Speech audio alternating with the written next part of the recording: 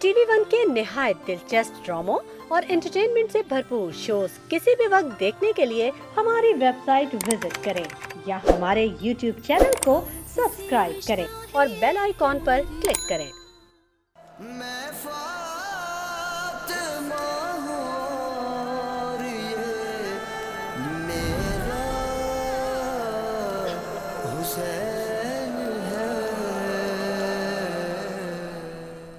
औज़ुबिल्लाहिमिनश्शैतानिर्रजीम बिस्मिल्लाहिर्रहमानिर्रहीम। अस्सलामु अलैकुम नाज़रीन।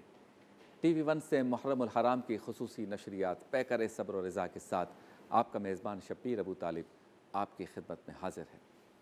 एक बार फिर मुझ खाकिसार को ये सआदत मिल रही है कि मैं मुहर्रमुल हराम की ये खुसूसी नशरियात आपके सामने पेश कर रहा हूँ।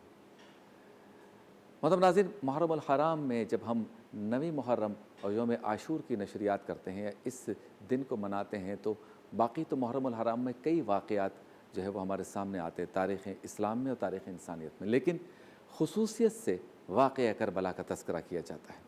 और वाक़या करबला का तज़किरा जब हम करते हैं तो इससे मुख्तलिफ़ नुकात भी हम ज़हन नशीन करते हैं, समझने की और सीखने की कोशिश करते हैं कि जहाँ ये एक वाक़या है वहाँ इससे हम क्या कुछ सीख और समझ सकते हैं। वाक़या करबला की अगर गहराई में जाएँ तो नज़र ये आता है कि ये वाक़या दरअसल वाक़या इश्क़ व मोहब्बत है। यानी एक ऐसा वाक़या कि जिसमें कोई ये समझ ले, कोई ये फ़ैसला कर ले, कोई इस बात पर अपने आप को कन्विंस कर ले कि मैं अपना सब कुछ कुर्बान कर लूँगा, लेकिन अपने नाना के दीन पर या अपने नाना की उम्मत पर या अपने नाना के मज़हब पर कोई आँच नहीं आने दूँगा, उनके फ़िक्र और नज़रियात पर कोई कॉम्प्रोमाइज़ नहीं करूँगा। तो दरअसल ये इश्क़ व मोहब्बत ही का जज्बा है। ये इश्क़ व मोहब्बत है एक नाना का अपने नवासे के साथ, ये इश्क़ व मोहब्बत है रब का अपने बंदे के साथ, ये इश्क़ व मोहब्बत है रसूलुल्लाह सल्लल्लाहु अलैहि वसल्लम के उम्मतियों का सरकार दो आलम सल्लल्लाहु अलैहि वसल्लम के नवासे के साथ। ये इश्क़ व मोहब्बत है सरकार दो आलम सल्लल्लाहु अलैहि वसल्लम के नवासा रसूल इमाम अली मकाम के काफ़िले में मौजूद रफ़क़ा का अपने अमीर के साथ। ये इश्क़ व मोहब्बत है जो रहती दुनिया तक कायम रहेगा। ये इश्क़ का ही जज्बा है जो बच्चे भी क़ुरबान हो रहे हैं, नौजवान भी क़ुरबान हो रहे हैं, बीबियाँ भी क़ुरबानी दे रही हैं, लेकिन फ़िक्र और नज़रिए में एक बात है, उसूल में एक बात है कि मैं वो करूँगा जो मेरे नाना ने मुझे सिखाया है। ये इश्क़ व मोहब्बत है एक बाबा का अपने बेटे के साथ, ये इश्क़ व मोहब्बत है सैयदा कायनात का अपने लख्त जिगर के साथ। और फिर जब हम इन अय्याम में खराज अक़ीदत या नज़रान अक़ीदत की बात करते हैं तो नज़रान अक़ीदत तो सारे ही पेश कर रहे हैं। पूरी आलम इंसानियत और पूरा आलम इस्लाम आज सरकार दो आलम सल्लल्लाहु अलैहि वसल्लम के नवासे रसूल को खराज अक़ीदत पेश कर रहा है।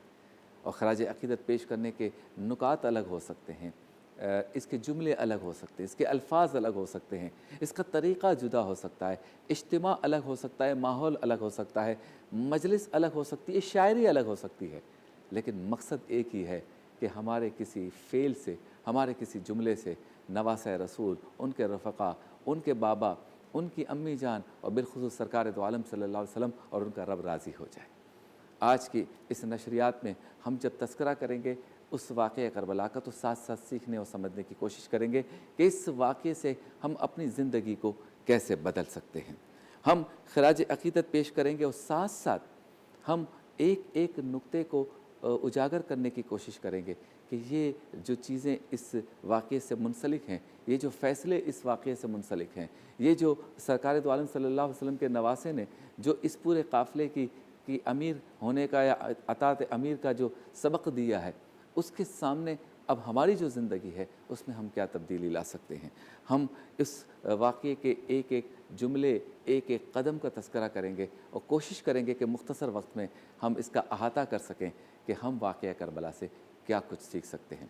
हमारे साथ मौजूद होंगे अल्लामा शब्बीर मेस्मी साहब, मुफ्ती ग़ुलाम दस्तगीर साहब, अल्लामा मदनी रज़ा क़ादरी साहब, जिनसे हम गुफ्तगू भी करेंगे, और साथ साथ नोहा खां और सना खां भी हमारे साथ मौजूद होंगे। आपसे मुलाकात होती है मुख्तसर से वक़्फ़े के बाद।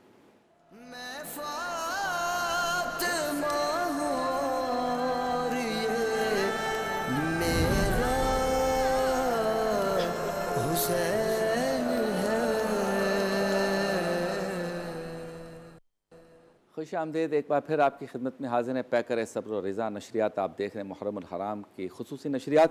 موجود ہیں ہمارے ساتھ ممتاز عالم دین علامہ شبیر میثمی صاحب. علامہ صاحب سب سے پہلے آپ کو السلام علیکم. علیکم السلام شکریہ آپ ورحمۃ اللہ تشریف لائے. وبرکاتہ. اور چونکہ بات میں نے انٹرو میں جو کی اس میں ایک نقطہ تھا مارکہ حق و باطل کا. تو لوگ عموماً یہ سوال کرتے ہیں کہ اگر مجھے واقعہ کربلا سے کچھ سیکھنا ہے اور میں مارکہ حق و باطل کو اپنانا چاہتا ہوں, یعنی اس مارکے کے درمیان تمیز کرنا چاہتا ہوں اور حق کو اپنانا چاہتا ہوں, تو یہ تمیز میں کیسے کروں؟ اور اگر میں کمزور ہوں تو پھر حق کا ساتھ کیسے دوں یا حق پر قائم کیسے رہوں؟ بسم اللہ الرحمن الرحیم. السلام علی الحسین وعلی علی ابن الحسین وعلی اولاد الحسین وعلی اصحاب الحسین. اللہ تعالیٰ آپ کو جزائے خیر دے. شبیر بھائی, آپ نے بہت ہی خوبصورت انٹروڈکشن دیا اور بہت ہی خوبصورت زاویے سے کربلا کے واقعے کو آگے بڑھایا. اس لیے کربلا کا واقعہ اتحاد بین المسلمین کے لیے ایک بہت بڑا پیمانہ ہے, اور اگر اس کو ہم ایک مثبت طریقے سے آگے بڑھائیں تو امت میں نہ صرف وحدت پیدا ہو سکتی, قوت بھی پیدا ہو سکتی ہے. مظلوم کشمیریوں کے لیے بھی کھڑے ہو سکتے ہیں, مظلوم فلسطینیوں کے لیے بھی کھڑے ہو سکتے ہیں, اور جہاں کہیں مسلمان غیر مسلمان مظلوم اور آواز دیتا ہے ہم اس کے لیے کھڑے ہو سکتے ہیں. جو سوال آپ نے کیا اس کی ایک بیس بنا کر بات آگے بتاتا ہوں. دیکھیں, ہم یہ جو پروگرام کر رہے ہیں یا اس سے آگے مجالس ہو رہی ہیں, عزاداری کے پروگرام ہو رہے ہیں, پھر آگے بڑھتے ہیں کربلا کا واقعہ ہوا ہے, پھر آگے بڑھتے ہیں اہل بیت علیہ السلام نے, اصحاب کرام نے قربانیاں دی ہیں, پھر آگے بڑھتے ہیں حضور اکرم صلی اللہ علیہ وآلہ وسلم نے اتنی قربانی دی کہ جس کی کوئی مثال نہیں ملتی. یہ سب کچھ کس لیے ہے؟ یہ سب کچھ اس لیے کہ انسان ایک بات کو جان لے کہ اس کائنات کا خالق, اس کائنات کا مالک, اس کائنات کا رب اللہ سبحانہ وتعالی ہے. اس کو اگر ہم نظر میں رکھیں گے تو ہماری چیزیں واضح ہونا شروع ہو جائیں. مین ٹارگٹ لا الہ الا اللہ, اور اسی کے بیسس پہ محمد رسول اللہ, اور پھر ہم ولایت مولا کائنات کا بھی اعلان کرتے ہیں علی ولی اللہ کے ذریعے. اگر ہم لا الہ الا اللہ کو بیس بنا لیں کہ ہمیں حضور اکرم صلی اللہ علیہ وآلہ وسلم اور باقی تمام انبیاء کی زحمتوں کو, محنتوں کو آگے بڑھانا ہے, تو انسانیت کو اللہ تعالیٰ کی وحدانیت کی طرف لانا ہوگا. اب ہم آتے ہیں اس بات کی طرف کہ اللہ سبحانہ وتعالیٰ نے حضور اکرم کی معرفی فرمائی. حضور اکرم نے اللہ سبحانہ وتعالیٰ سے قرآن مجید حاصل فرمایا, قرآن مجید نازل ہوا. اور میں اس بات کو واضح کر دوں کہ میرے سے ایک سبق لسانی ہوئی تھی, اس پر میں نے اللہ سبحانہ وتعالیٰ سے معافی بھی مانگی اور امت سے عذرخوائی بھی کی. اور آئندہ بھی اس بات کو واضح کر دوں کہ جو قرآن مجید تمام مسلمانوں کے ہاتھ میں ہے, جس میں کوئی کمی نہیں, کوئی زیادتی نہیں, وہی ہمارا عقیدہ ہے, اور اس میں کسی قسم کی کوئی شک و تردید نہیں. کسی شیعہ عالم دین کے ہاں ہماری لائبریری میں آ جائیں, آپ کو وہی قرآن مجید ملے گا, اور کوئی اس میں کمی اور زیادتی نہیں ہے. وہ کیا بات تھی اس کو پھر کبھی اور ہم ایکسپلین کر دیں. اب اللہ سبحانہ وتعالیٰ نے قرآن مجید نازل فرمایا, اور حضور اکرم سے ہم نے قرآن مجید حاصل کیا. ظاہر ہے کہ اہل بیت اور اصحاب کرام کے ذریعے ہم تک یہ بات پہنچی, اور پھر یہ کتاب کی شکل میں آیا. تمام چیزوں کا محور لا الہ الا اللہ ذہن میں رکھیے گا, طریقہ رسول اکرم صلی اللہ علیہ وسلم, اہل بیت اور اصحاب کرام. اب قرآن مجید میں اللہ سبحانہ وتعالیٰ نے جن ہستیوں کے احترام کو بیان کیا ہے, ان میں اہل بیت علیہ السلام کا ذکر واضح. آئے تطہیر ہو, آئے مباہلہ ہو, مباہلہ کا اصل واقعہ ہو, آئے مودت ہو, ان تمام چیزوں میں اللہ سبحانہ وتعالیٰ نے پنجتن کا ذکر فرمایا. مفسرین نے اس کو بیان کیا, اس پہ کوئی اختلاف کی بات نہیں. اب ہم آگے بڑھتے ہیں. دیکھیں, اگر میں اہل بیت کا ذکر کرتا ہوں تو کبھی بھی یہ نہ سمجھا جائے کہ اصحاب کرام کی خدمات کو میں نیگیٹ کر رہا ہوں. ان کی قربانیوں کو نہیں بھلایا جا سکتا, اور کوئی غلط فہمی کو ہم قبول کرنے کے لیے سب کے اپنے اپنے مقام نہیں ہے. سب کے اپنے مقامات ہیں, اور ان کا احترام بھی ضروری ہے. اور ہم تو اس بات کو واضح کر دیتے ہیں کہ اس زمانے کے جو واقعات اور حقائق ہیں وہ اپنی جگہ پر ہیں, وہ اختلافات اپنی جگہ پر ہیں, لیکن کسی کی بے احترامی یا بے ادبی کی اجازت نہیں. اور اگر کہیں ہوتی ہے تو اسے ہم روکتے بھی ہیں اور ہمیں روکنا بھی چاہیے. صحیح. اب صورتحال یہاں تک پہنچی پچھلے واقعات کو چھوڑ کر کہ امام حسین علیہ السلام سے کہا جاتا ہے کہ آپ یزید کی بیعت کریں. امام حسین علیہ السلام نے واضح طور پر فرما دیا وہ یزید رجل فاسق فاجر مولن بالفسق، وہ فاسق ہے، فاجر ہے، کھلے عام فسق کرتا ہے، میرے جیسا یزید جیسی کی بیعت نہیں کرے گا. اب کربلا کا واقعہ گفتگو ہوگی 9 کی تاریخ کی 10 کی آگے بات ہوتی جائے گی. لیکن وہ جو آپ نے سوال کیا حق و باطل والا کہ حق و باطل کی پہچان کے لیے حضور اکرم نے فرما دیا انی تارک فیکم الثقلین کتاب اللہ و عطرتی اہل بیتی. جب تک تم ان دونوں سے، آئی ریپیٹ، جب تک تم ان دونوں سے متمسک رہو گے گمراہ نہیں ہوگے. اور یہ دونوں ایک دوسرے سے اس وقت تک جدا نہیں ہوں گے جب تک حوض کوثر پہ مجھے نہیں ملتے. جب کہیں بھی مشکل آئی، پریشانی آئی کربلا کے واقعے کے بعد، تو دیکھا گیا کہ حسینیت کا پیغام کیا رہا. اسی پیغام کو دیکھ کر تمام مسلمانوں نے اپنی ایک راہ لی اور 61 ہجری کے بعد یہ تمام مسلمان متفق ہیں کہ 2 ہی راستے نکلے ہیں. ٹھیک ہے، شیعہ، سنی، اہل حدیث، دیوبندی، بریلوی، اپنی مسالک کے سب کے احترامات، لیکن اصولی طور پر 2 راستے نکل آئے، ایک حسینی راستہ، ایک یزیدی راستہ. اور الحمدللہ رب العالمین جب بھی حق اور باطل کا معرکہ اس کے بعد ہوا اس میں ہمیشہ دیکھا یہ گیا کہ حسین علیہ السلام، ان کے بابا رسول اکرم، ان کے نانا، انہوں نے کون سا راستہ اپنایا. اور اللہ سبحانہ وتعالیٰ نے بھی تمام نماز میں ایک دعا کو ہم پر آیت کی صورت میں فرض کیا ہے، وہ ہے اہدنا الصراط المستقیم، اور پھر اس کے تفسیر صراط الذین انعمت علیہم. تو اہدنا الصراط المستقیم صراط الذین انعمت علیہم ہمیں حق اور باطل کی تشخیص کی طاقت دیتا ہے. کیا بات. اور اگر کہیں بھی نہ سمجھ آئے تو 2 رکعت نماز پڑھیں، اللہ تعالیٰ کی بارگاہ میں سجدہ کریں، پالنے والے مجھے حق بتا جیسے ہے. کیا بات. اللہ مدد کرے. سبحان اللہ. اچھا، ہمارے ساتھ ہیں حضرت علامہ مفتی غلام دستگیر صاحب. مفتی صاحب، کربلا آج بھی لوگ جا رہے ہیں، میں بھی گیا ہوں، آپ بھی گئے ہوں گے، یقیناً بہت سے لوگ جاتے ہیں. تو میں نے سوچا اس سوال کو بھی ہم آپ کے سامنے رکھیں اور آپ اس کی جو ہے وہ تشریح کریں کہ کیا اہمیت اور افادیت ہے کربلا کی سرزمین کی تاریخ اسلام، جغرافیہ اعتبار سے بھی دیکھ لیں اور تاریخ انسانیت کے اعتبار سے دیکھ لیں، تاریخ اسلام کے اعتبار سے، اس خطے کی بالخصوص کربلا میں، اس خطے کی جہاں پہ یہ واقعہ پیش آیا، کیا افادیت ہے اس کی؟ بسم اللہ الرحمن الرحیم. اہدنا الصراط المستقیم صدق اللہ العظیم.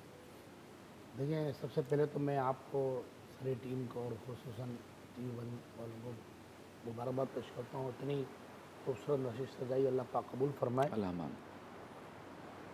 واقع کربلا اسلام کا وہ واقعہ ہے، بلکہ تاریخ انسانیت کا وہ واقعہ ہے کہ جس کی مثال نہ تو کربلا کے واقعے سے پہلے ملتی ہے، نہ بعد میں ملتی ہے، اور نہ شاید قیامت تک ملے گی. واہ واہ. بلکہ یقیناً نہیں ملے گی. صحیح. جیسے کہ ابھی آپ نے سوال کیا تھا کہ حق اور باطل دونوں سامنے ہوں اور حق پہ چلنے والے کمزور نظر آ رہے ہیں بظاہر. دیکھیں، یہاں 2 سوچیں ہیں. دیکھا جائے واقع کربلا میں تو 2 نظریات تھے. یزید کا نظریہ الگ تھا اور امام علی مقام اور شہداء کربلا کا نظریہ الگ تھا. یزید کا نظریہ کیا تھا کہ طاقت ہی حق ہے. یزید کا نظریہ کیا تھا کہ میرے پاس طاقت ہے، اقتدار ہے، پاور ہے، میرا ہی نظریہ حق ہے، طاقت ہی حق ہے. اور امام علی مقام امام حسین رضی اللہ تعالی نظریہ کیا تھا کہ حق ہی طاقت ہے. واہ واہ واہ. بھئی یہ بہت واضح فرق ہے. کیا بات ہے، باریک لیکن واضح ہے. ہاں بالکل واضح. اور یہ قیامت تک واضح ہو گیا. تو اب پتہ یہ پڑا کہ اگر انسان کمزور بھی ہو تو حق پر چلے، اللہ اس کو قوت دے گا. بے شک. اور اس کی واضح مثال کیا ہے؟ اس کی واضح مثال یہ ہے کہ آپ دیکھیں یزید جنگ جیت کر بھی ہار گیا اور امام علی مقام امام حسین رضی اللہ تعالیٰ شہید ہو گئے. یزید تخت پر بیٹھ کر بھی ہار گیا اور وہ نیزے پر سر بلند ہو کر بھی اللہ نے انہیں عزت عطا فرمائی. کیا بات ہے، سبحان. یہ بات. دوسرا یہ کہ کربلا کی جو سرزمین ہے، جغرافیہ اعتبار سے ظاہر سی بات ہے اس کی اپنی ایک افادیت ہے اور اہمیت ہے، لیکن اسلامی نقطہ نظر سے ہم دیکھتے ہیں تو ہمیں یہ پتہ پڑتا ہے کہ حدیث پاک میں نبی کریم علیہ السلام نے ارشاد فرمایا جب بچہ ماں کے رحم میں آتا ہے اور اللہ رب العزت اس کی صورت بنانا چاہتا ہے، هو الذی یصورکم فی الارحام کیف یشاء، اللہ جیسا چاہتا ہے ماں کے پیٹ میں تمہاری صورتیں بناتا ہے، یہ قرآن پاک سورہ آل عمران میں۔ تو رب العالمین وہ فرشتے کو حکم دیتا ہے کہ تو جا جہاں اس بچے نے دنیا میں آنے کے بعد مر کر دفن ہونا ہے وہاں سے مٹی لے۔ واہ واہ وہ وہاں سے مٹی لیتا ہے اور اللہ سے پوچھتا ہے اللہ یہ کہاں مرے گا، پھر وہ رب العالمین اس کو جگہ بتاتا ہے، پھر وہاں سے مٹی لی جاتی ہے، اور مٹی لینے کے بعد ماں کے جسم میں اور اس کے رحم میں وہ صورت تیار کی جاتی ہے۔ اب امام علی مقام امام حسین رضی اللہ تعالیٰ عنہ کی جو شہادت ہے یہ کوئی اتفاقی واقعہ نہیں تھا کہ اچانک ہو گیا، ہونا ہی ہونا تھا یہ۔ بالکل کثیر احادیث ہیں۔ نبی کریم علیہ السلام کی بارگاہ میں جب امام علی مقام امام حسین رضی اللہ تعالیٰ عنہ پیدا ہوئے تو حضور کے چشمان کرم سے آنسو بہنے لگے۔ ایک روایت ہے، ایک روایت نہیں ہے، ام سلمہ رضی اللہ تعالیٰ عنہ بھی روایت کرتی ہے، مولا کائنات علی مرتضی نے بھی روایت کی ہے، جی حضور کے چشمان کرم سے آنسو بہنے لگے۔ عرض کیا رسول اللہ ہمارے ماں باپ آپ کا قربان کیا وجہ ہے، یہ گریہ کی وجہ کیا ہے؟ حضور نے فرمایا ابھی جبریل امین میرے پاس آئے، اتانی جبریل فاخبرنی، عرض کیا حضور نے فرمایا کہ جبریل میرے پاس آئے اور مجھے آگے بتایا کہ یہ جو آپ کے گود میں بیٹا ہے نا آپ کا حسین، آپ کی امت اس کو شہید کر دے گی، اچھا یہ شہید کر دیا جائے گا۔ اور تاریخ بغداد میں، تاریخ دمشق میں کربلا کے کئی نام ذکر کیے گئے، حتیٰ کہ بعض نام احادیث میں بھی آئے، اچھا جیسے ایک نام طف، اس کو طف بھی پڑھا جاتا ہے، اچھا ایک غادریہ ہے، ایک نینوا ہے، جیسا کہ البدایہ والنہایہ جلد نمبر 1 صفحہ نمبر 136 پر حضرت یحییٰ بن یحییٰ سے روایت ہے۔ حضرت یحییٰ بن یحییٰ کہتے ہیں کہ ہم جنگ صفین کے موقع پر مولا کائنات مولا علی مشکل کشا کرم اللہ وجہ الکریم کے ساتھ تھے، تو جب کربلا کا مقام آیا، ایک مقام آیا وہاں مولا کائنات نے نہر فرات کے کنارے گھوڑا روک لیا، میں یا اچانک پکارا یا ابا عبداللہ صبرن، یا ابا عبداللہ بشت الفرات۔ تو یحییٰ بن یحییٰ کہتے ہیں میں مولا کائنات کی بارگاہ میں گیا، میں نے کہا حضور یا آپ کس کو نصیحت کر رہے ہیں، کس کو صبر کی تلقین کر رہے ہیں کہ تو فرات کے کنارے بیٹا تو صبر کرنا ہے ابو عبداللہ۔ یہ عبداللہ کون ہے؟ ابو عبداللہ مولا کائنات علی مرتضیٰ شیر خدا رضی اللہ تعالیٰ کی چشمان کرم میں آنسو بہنے لگے، فرمایا میں نے نبی کریم علیہ السلام سے سنا ہے کہ میرے بیٹے حسین کو فرات کے کنارے قتل کر دیا، شہید کر دیا گیا۔ تو یہ جو واقعہ ہے نا فرات، یہ جو کربلا کا میدان ہے، یہ در حقیقت حق اور باطل میں امتیاز کرنے کا بہت بڑا ذریعہ ہے۔ اللہ تبارک و تعالی آج کے دن کے ساتھ 9 محرم الحرام، اللہ رب العالمین آپ کو ہم سب کو اس حق کے ساتھ قائم رہنے کی توفیق عطا۔ کیا بات ہے۔ اور جو واقعہ ابھی مفتی صاحب نے بیان فرمایا اور جو گفتگو علامہ شبیر میسمی صاحب نے فرمائی، اس میں آپ یہ دیکھیں کہ جب مولا علی سربراہ ہیں، سپہ سالار ہیں اور اپنے لشکر کے ساتھ جا رہے ہیں اور کربلا کی طرف چہرہ جب اپنا کیا اور صورت جب اپنی اس طرف کی، رخ جب اس طرف کیا اور وہ واقعہ یاد آ گیا، وہ روایت یاد آ گئی یا وہ جملہ یاد آ گیا کہ جس میں یہ بتایا گیا کہ یہ جو کربلا ہے یہاں پہ آپ کے بیٹے کو شہید کر دیا جائے گا، تو ساتھیوں نے کہا کہ ہم نے کبھی آپ کو اتنا غمگین نہیں دیکھا، یعنی دوران جنگ یا جب قافلہ چل رہا ہو، آج آپ اتنے غمگین ہیں۔ تو بتایا کہ مجھے یہ کہا گیا اور یہ خبر دی گئی کہ یہاں میرا بیٹا جو ہے وہ شہید کر دیا جائے گا۔ تو آج کے دور میں والدین یا والد کو بھی یہ سوچنا چاہیے کہ اگر آپ کا بیٹا حق پر ہے اور بظاہر وہ دنیا سے جا رہا ہے، تکالیف برداشت کر رہا ہے، نقصان برداشت کر رہا ہے، تو اس کا ساتھ دیں۔ غمگین تو ضرور ہوتا ہے والد، لیکن اس کا ساتھ دیں تاکہ یہ مثال بنے کہ ہم وہ مسلمان ہیں جو اپنے اکابرین سے سیکھتے ہیں، ڈرتے نہیں ہیں۔ ملاقات ہوتی ہے مختصر سے وقفے کے بعد۔ میں فاطمہ ہوں یہ میرا حسین ہے۔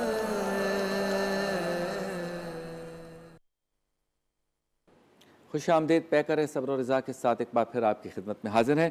گفتگو ہو رہی ہے واقعہ کربلا پر اور وہاں بچوں کا بڑا اہم کردار ہے، اس پر ذرا گفتگو ہونی چاہیے۔ واقعہ یا واقعات تو جو ہے وہ آ رہے ہیں کہ کتنے بچے تھے، انہوں نے کیا صعوبتیں برداشت کی اور ان کے والد یا والدین کے سامنے ان پر کیا گزری، لیکن کردار ان کا کیا ہے اور ہمیں آج اپنے بچوں کی تربیت کس طرح کرنی چاہیے۔ علامہ مدنی رضا صاحب ذرا بتائیے واقعہ کربلا بچوں کا کیا تھا؟ بسم اللہ الرحمن الرحیم۔ کربلا کا ہر فرد جو ہے یہ ہمیں یہ پیغام دیتا ہوا نظر آتا ہے کہ جب حق اور باطل کا معرکہ ہو تو وہاں پر اپنے پائے استقلال میں تزلزل نہیں آنے دینا چاہیے. استقامت کا اظہار، صبر کا اظہار، یہ ہمیں اس بات کا درس دیا جاتا ہے. اچھا، ہم جب واقعہ کربلا میں مختلف افراد کو دیکھتے ہیں اور خصوصاً اس میں نوجوانوں کو اور بچوں کو دیکھتے ہیں، آج کے دور کے اعتبار سے دیکھا جائے نا تو 18 سال کا فرد بھی ایک بچہ ہی سمجھا جاتا ہے. تو ہم جتنے بھی نوجوانان اہل بیت ہیں، نوجوانان کربلا ہیں، ان سب کو دیکھیں تو ہر ایک نے مثالی کردار اپنایا ہے. بہت خوب. اور پھر جب یہ کربلا میں اہل بیت کا قافلہ پہنچا تو اطراف کے جو گاؤں تھے وہاں پر بھی یہ بات پتہ چل گئی تھی کہ یزیدیوں کی طرف سے جو ہے وہ امام حسین رضی اللہ تعالیٰ عنہ کے لشکر کے اوپر حملہ کیا جا رہا ہے، ان کو تکلیف پہنچائی جا رہی ہے. تو اس گاؤں کے بھی جو نوجوان تھے وہ بھی اس بات کے لیے تیار اور آمادہ ہو گئے کہ ہم جا کر امام حسین رضی اللہ تعالیٰ عنہ کی حفاظت کریں گے اور ان کی طرف سے ہم جا کر مقابلہ کریں گے یزیدیوں سے. کیا بات. انہی گاؤں والوں میں ایک عبداللہ بن وہاب کلبی نام کے ایک شخص تھے. ان کی شادی کو ابھی 13 دن ہی گزرے تھے.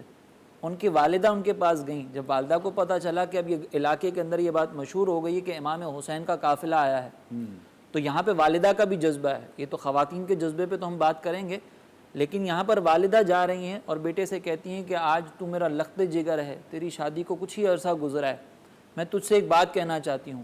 وہ سعادت مند بیٹے تھے. انہوں نے کہا کہ والدہ آج تک میں نے آپ کی بات کو رد نہیں کیا، آپ حکم فرمائیں، میں حاضر ہوں. انہوں نے کہا پتہ یہ چلا ہے کہ امام حسین کا، نواس رسول کا قافلہ وہاں پر موجود ہے اور یزیدیوں کی طرف سے ان پر ظلم و ستم ڈھایا جا رہا ہے. اچھا. میں یہ چاہتی ہوں، والدہ اشک باری کے ساتھ اپنے بیٹے سے کہہ رہی ہیں کہ میں یہ چاہتی ہوں کہ میں اپنے لخت جگر کو جو ہے نواس رسول پر قربان کر دوں. کیا بات. تم جاؤ اور جا کر ان کے ساتھ ان کا ساتھ دو. اب وہ 13 سال کا عرصہ، ابھی 13 دنوں کا عرصہ گزرا ہے، ابھی 13 سال ہی گزرے ہیں، جوانی کا عالم ہے اور آپ کو پتہ جوانی کی امنگ ہے، لیکن وہ سعادت مند تھے. انہوں نے کہا والدہ میں حاضر ہوں، اس سے بڑھ کر میرے لیے کیا سعادت ہوگی. کیا بات. وہ میدان کربلا میں پہنچتے ہیں، امام حسین رضی اللہ تعالیٰ عنہ سے عرض و گزارش کرتے ہیں کہ مجھے آپ موقع دیں کہ میں جا کر مقابلہ کروں. اور اس شدت کے ساتھ وہ عرض کرتے ہیں کہ امام حسین پھر ان کو اجازت دیتے ہیں اور وہ جا کر امام حسین کی حفاظت یا امام حسین کی طرف سے یزیدیوں سے لڑتے ہیں اور بالآخر وہ شہادت کے درجے پہ فائز ہو جاتے ہیں.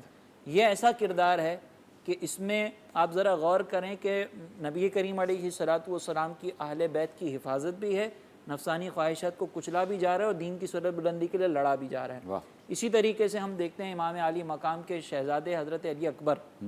اب یہ بھی کمال ہے کہ سرکار امام علی مقام نے اپنے تینوں شہزادوں کا نام علی رکھا تھا اپنے والد محترم مولا کائنات سے محبت میں. علی اکبر، علی اوسط اور علی اصغر. یہ بھی کمال ہے. اب وہ علی اکبر جو ہے بامعنی ہے سارے، بامعنی ہے.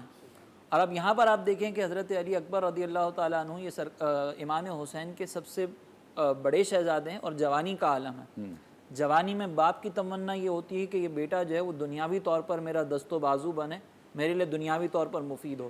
لیکن یہاں پہ والد محترم کی تمنا یہ ہے کہ میرا بیٹا یہ دست و بازو تو بنے لیکن دنیا کے لیے نہیں، آخرت کے لیے. کیا بات. یہاں پہ آپ سے وہ اجازت طلب کرتے ہیں اور پھر امام علی مقام ان کو اجازت دیتے ہیں. اب جب حضرت علی اکبر کربلا کے میدان میں پہنچتے ہیں تو یزیدیوں کو للکارتے ہوئے کہتے ہیں کہ اگر تم فاطمہ کے جگر کے خون کے پیاسے ہو تو اپنے پاس سے جو بہادر شخص ہے اس کو بھیجو تاکہ ہم بھی اپنی قوت دکھائیں اور تم بھی اپنی قوت دکھاؤ. صحیح. آپ کے اس خطبے کے اندر، اس پکار کے اندر ایسا جلال تھا کہ کسی کی ہمت نہیں کہ وہ آپ کا مقابلہ کر سکے. کیا بات. واہ. پھر اسی میں آپ دیکھیں حضرت قاسم رضی اللہ تعالیٰ عنہ انہوں نے اپنا کردار عطا کیا اور آخر میں حضرت علی اصغر رضی اللہ تعالیٰ عنہ کا کردار یہ کبھی بھی نہیں بھلا سکتے. بظاہر وہ 6 ماہ کے ننھے علی اصغر ہیں، اب زبان سے تو وہ کچھ نہیں کہہ سکتے، وہ اپنے دست و بازو کے ذریعے اظہار نہیں کر سکتے طاقت کا.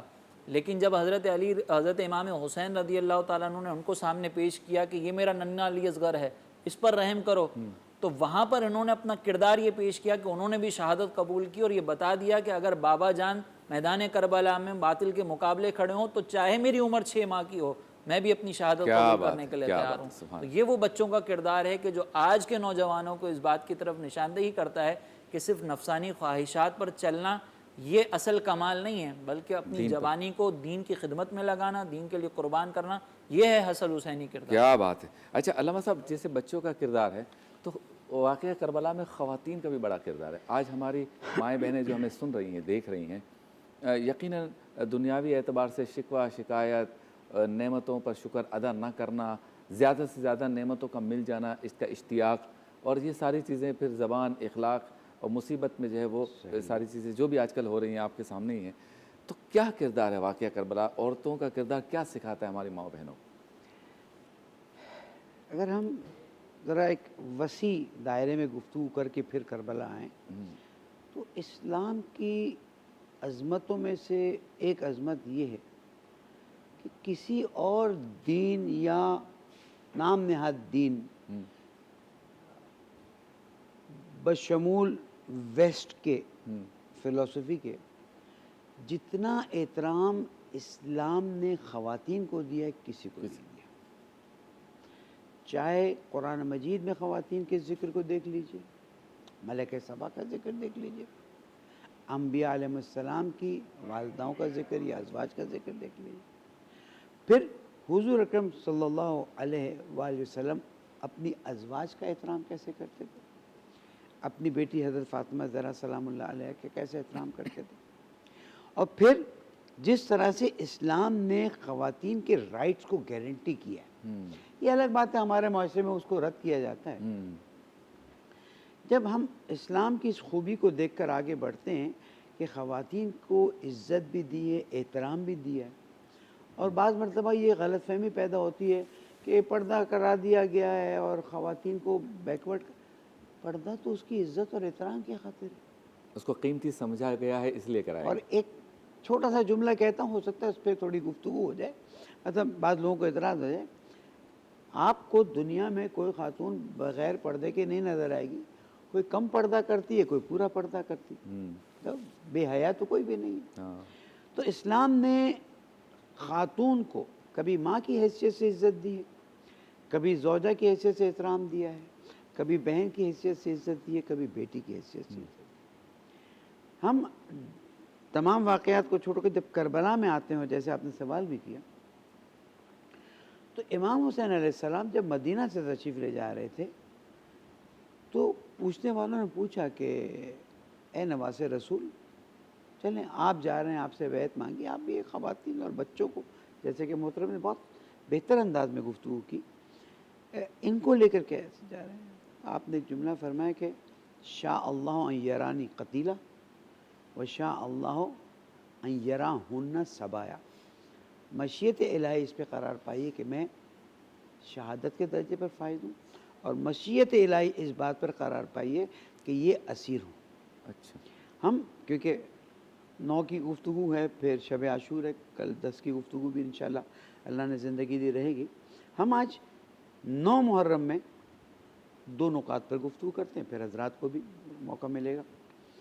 جناب زینب سلام اللہ علیہ نے اپنے بھائی کا ساتھ کبھی نہیں چھوڑا، جناب ام کلثوم سلام اللہ علیہ نے اپنے بھائی کا ساتھ نہیں چھوڑا. ازواج جو حضرات کی تھیں، امام حسین علیہ السلام کی زوجات، جناب زینب سلام اللہ نے 9 محرم سے پہلے بھائی سے پوچھا کہ اتنا لشکر آ رہا ہے، اتنا آپ کا کوئی مدد کرنے والا نہیں آ رہا.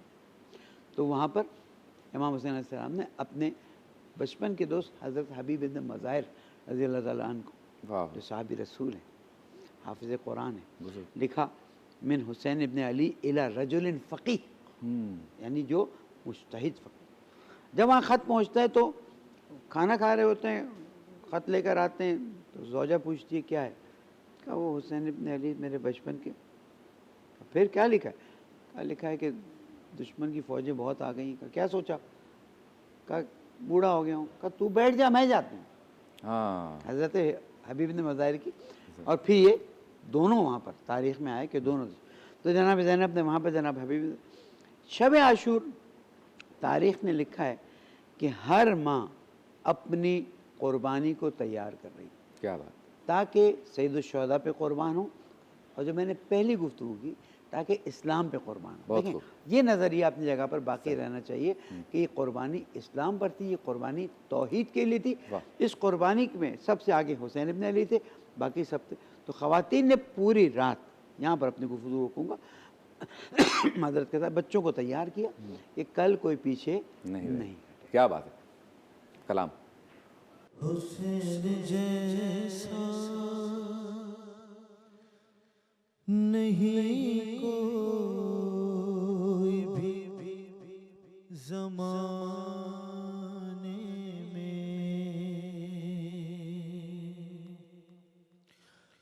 حسین جیسا نہیں کوئی بھی زمانے میں، حسین ایک ہے، حسین ایک ہے، اللہ کے خزانے میں، حسین جیسا نہیں کوئی بھی زمانے میں، اور حسین نے اسے پتھر سے کر دیا ہیرا. اگلا مصرع بطور خاص توجہ کا طالب ہوں. حسین نے اسے پتھر سے کر دیا ہیرا، حسین نے اسے پتھر سے کر دیا ہیرا. بس ایک رات، بس ایک رات لگی ہوئی کو جگمگانے میں، حسین جیسا نہیں کوئی بھی زمانے میں، اور حسین دے اجازت جو رنگ کی غازی کو، حسین دے دے، حسین دے دے اجازت جو رنگ کی غازی کو،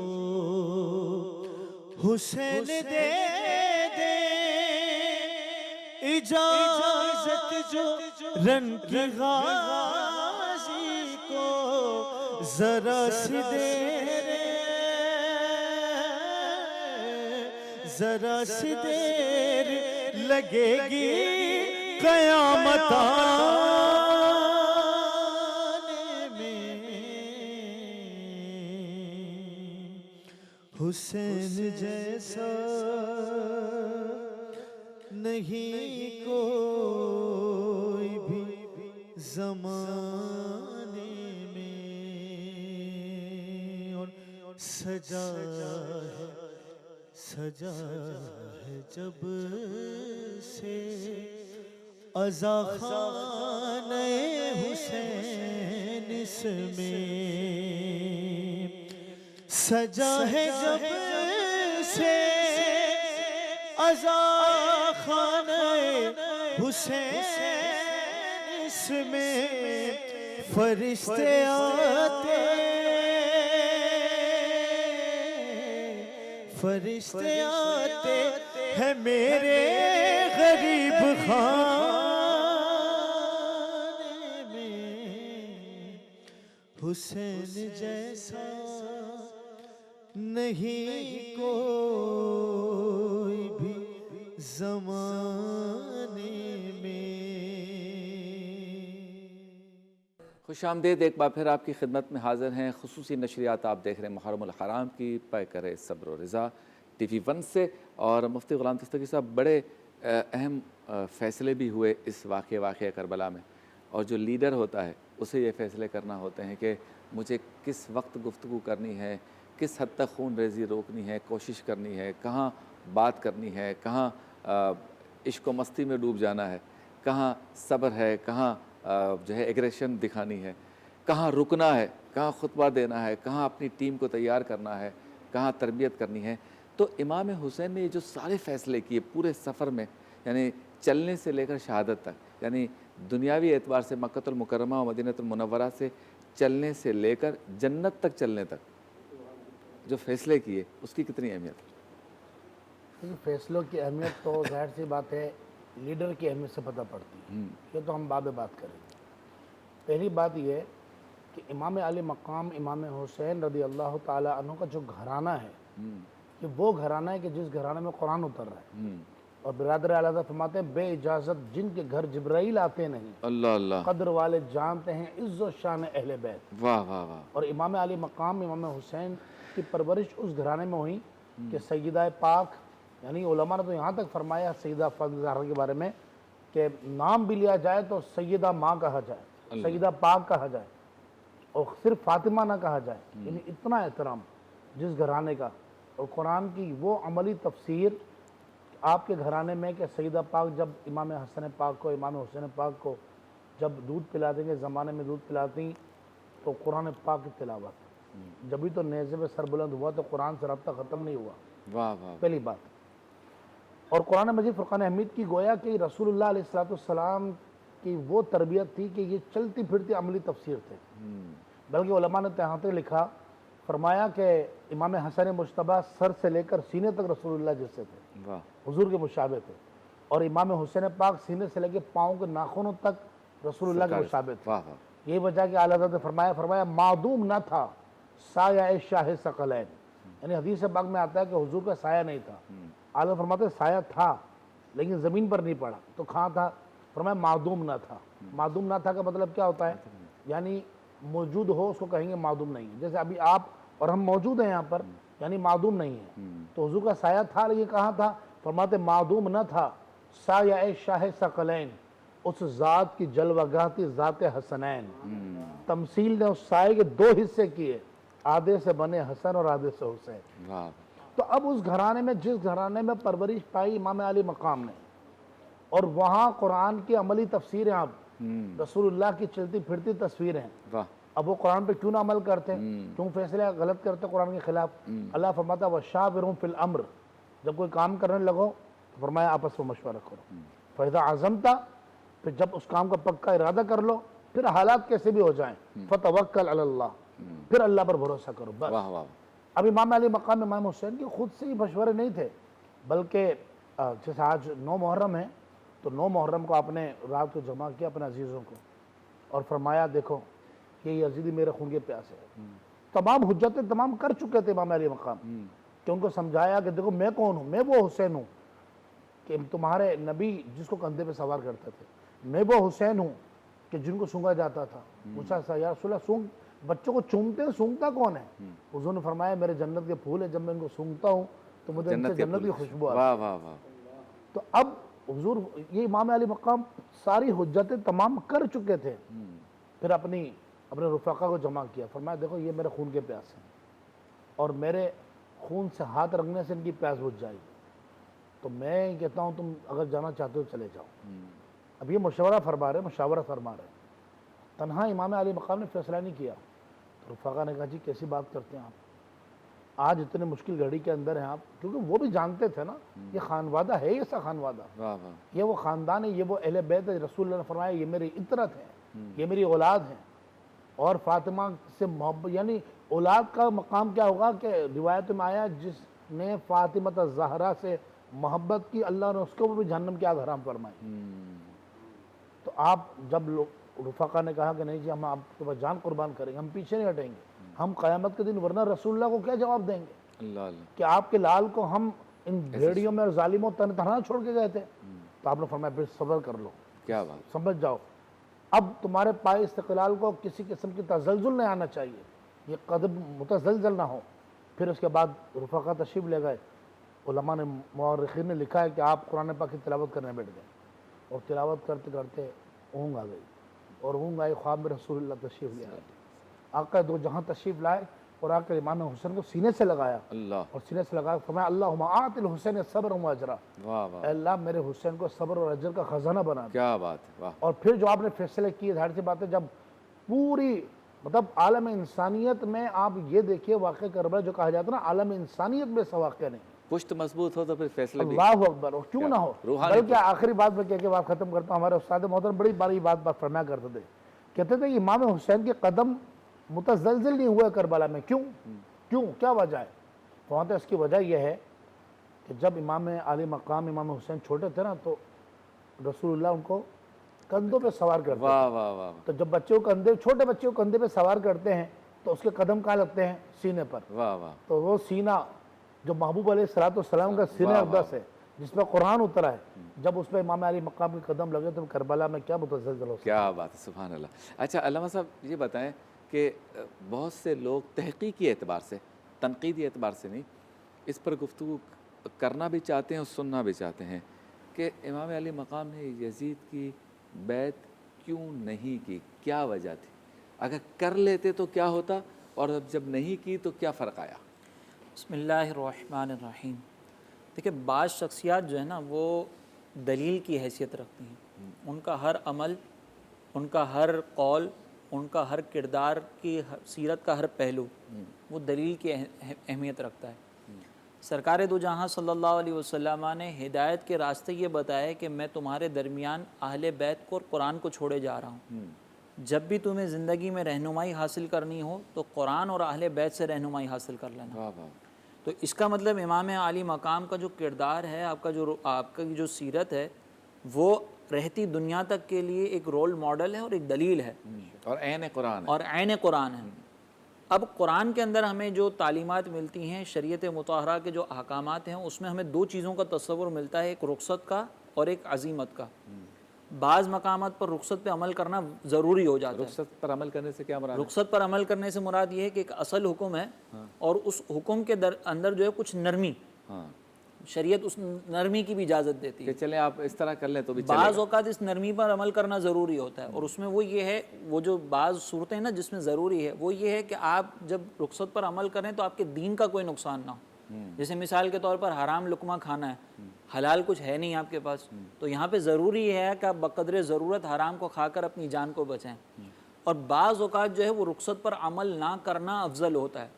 उसमें खुसूसन ये है कि जब आपके दीन को, आपकी इबादत में नुकसान पहुँच रहा हो, क्योंकि अब एक तरफ जान है, एक तरफ दीन है, तो शरीयत ये मतलूब रखती है कि दीन को तरजीह दी जाए। और ऐसी सूरत में शरीयत ये बयान करती है कि अगरचे रुखसत पर अमल किया जा सकता है, लेकिन जब आप अज़ीमत पर अमल करके अपनी जान का नजराना पेश कर देंगे तो दर्जा शहादत होगा। अब यहाँ पर ज़रा गौर करें कि इमाम अली मकाम के मुकाबले में यजीद जो है, यजीद के कुफ्र के बारे में इख्तलाफ हो सकता है, इख्तलाफ किया जाता है, लेकिन उसके फिस्को फुजूर के बारे में किसी का कोई इख्तलाफ नहीं है। हर एक फ़कीह ने, हर तमाम फ़ुक़हा ने, तमाम आइमा ने ये बात ज़रूर लिखी है कि वो ऐलानिया फिस्को फुजूर के अंदर मुब्तला था, फासिक व फाजिर। और फासिक व फाजिर था। और जब कोई शख्स फासिक व फाजिर हो और वो किसी तरीके से मनसब इमामत पर, मनसब खिलाफत पर पहुँच जाए, तो शरीयत का हुक्म ये होता है कि जिसके पास ताकत है वो ताकत के बलबूते पर उसको हटाए, अच्छा, और अगर ताकत नहीं है तो सब्र व इस्तिक़ामत से काम ले। अब यहाँ पर आप देखें कि इमाम हुसैन के मुकाबले में इमाम हुसैन की जान को ख़तरा था। एक तरफ रुखसत भी है, एक तरफ अजीमत भी है। अब अजीमत एक आम आदमी अगर उस पर अमल करता है तो वो जन्नत का हकदार होता है, अजर का हकदार होता है। ये आम नहीं थे, ये जन्नती नौजवानों के सरदार थे। क्या बात है। तो ये कैसे हो सकता था कि वो रुखसत पर अमल कर लें? सही। उन्होंने अजीमत का रास्ता इख्तियार किया। और पहले आप देखें कि उन्होंने भी तरतीब बनाई। पहले आपने इमाम हुसैन रदी अल्लाह ताला अन्हु ने खिलाफत का इनकार करके ज़बान से कहा, क्योंकि मैं इसकी बैत नहीं कर सकता, मेरा बैत करना, इसके जो जितने भी जुर्म हैं, आप इसको आज के दौर के हिसाब से समझना चाहें ना, तो यजीद एक सेक्युलर और एक लिबरल माशरा तैयार करना चाहता था। तो आज अगर इमाम हुसैन रदी अल्लाह ताला अन्हु उस मुनकरात का ज़बान से इनकार ना करते, रद्द ना करते, तो आज के दौर में ये दलील बन सकती थी कि जो कोई सेक्युलर अगर आपके ऊपर गालिब होना चाह रहा है तो आप रुखसत का रास्ता इख्तियार कर सकते हैं। उसका सद्दे बाब कर दिया गया। और फिर इसके बाद जब आपको ताकत हासिल इस एतबार से हुई कि कूफियों ने आपको बुलाया कि आप आ जाएं, हम आपका साथ देंगे, तो फिर आप जाकर उससे डायलॉग करने के लिए भी पहुंचे। तो अगर इमाम हुसैन रदी अल्लाह ताला अन्हु वहाँ पर बैत कर लेते तो आज के दौर में लोगों को हीले बहानों का मौका मिल जाता, और वो इमाम हुसैन अपने अमल से दलील के तौर पर पेश नहीं करना क्या चाहते बात है। कुछ इजाफा करेंगे अल्लामा साहब? मैं समझता हूँ कि दोनों बुजुर्गवारों ने बहुत खूबसूरत गुफ्तगू की, और इसमें इस नुक्ते को अगर हम इजाफा कर लें कि माशरे की डायरेक्शन आम इंसान के लिए वाज़ेह होनी चाहिए। जो हम दुआ करते हैं ना, मैंने उस वक्त भी अर्ज़ किया, इहदिनस सिरातल मुस्तकीम, उस इहदिनस सिरातल मुस्तकीम के लिए अल्लाह ताला के लिए ज़रूरी है, यानी लफ्ज़ मत पकड़िएगा, मतलब समझाने के लिए, कि कोई अगर सही रास्ता ढूंढना चाहे तो उसे पता हो कि ये सही रास्ता है। سید الشہداء نے یزید کی بیعت کا انکار کر کے، ایک وقت تھا کہ بیعت نہیں کرتے، ایک وقت انکار کیا، اور صرف انکار ہی نہیں کیا، جیسے کہ مفتی صاحب نے فرمایا کہ باقاعدہ میدان عمل میں اترے. یہ فاسق ہے، فاجر ہے. جیسے کہ مدینے میں جب امام حسین سے کہا کہ بیعت کرو، کہہ رہے جی رجل فاسق فاجر. سب حیران ہو گئے کہ تو اتنا کھل کے مقابلہ کر رہے ہیں، تاکہ جو بھی چاہتا ہے حسین علیہ السلام کے ساتھ آنا آج سے تیاری کر لے. تو امام حسین علیہ السلام نے اللہ تعالیٰ کے اس حکم کو کہ بھئی ایک راستہ ہمیشہ واضح ہونا چاہیے، اس وقت اس طرح سے واضح کیا کہ قیامت تک، جیسے کہ آپ نے انٹرو میں فرمایا، راستہ واضح، جو حسین کا راستہ چلنا چاہے چل سکے، نہیں چل. یہاں ایک میں چھوٹی سی عرض کرنا چاہتا ہوں. دیکھیں، ہم عزاداری کو عبادت سمجھ کے کرتے ہیں، ٹھیک ہے. ہمارے طریقہ کار سے اختلاف ہو سکتا ہے، ہمیں دوسروں کے طریقہ کار سے، لیکن سید الشہداء امام حسین علیہ السلام کے طریقہ کار اور قربانی سے کسی مسلمان کو اختلاف نہیں ہے. اگر کوئی ہے تو وہ اپنے کنارے پر. ہم سب کو مل کر آج کے زمانے میں اس پر فوکس کرنا چاہیے، اس پر فوکس کرنا چاہیے، اس لیے کہ انہوں نے حضور اکرم پر فوکس کیا، اپنے بابا پر. کیا فرمایا کہ میں امر بالمعروف کے لیے نکلا ہوں، آگے گفتگو ہوگی، نہی عن المنکر کے لیے نکلا ہوں، اور اپنے بابا اور اپنے نانا کی سنت پر چلوں گا. ہم اس پہ فوکس کریں، اس لیے کہ دنیا اسلام کی منتظر ہے. کیا بات. ایک کوئی کلام کا مصرع، اس کے بعد وقفے پہ چلیں.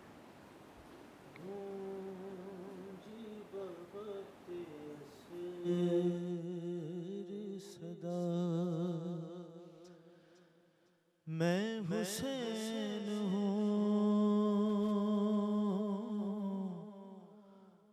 گونجی بوقت عصر صدا. میں حسین ہوں، کاٹو نہ میرا خشک گلا. ہاں، کاٹو نہ میرا خشک گلا. میں حسین ہوں،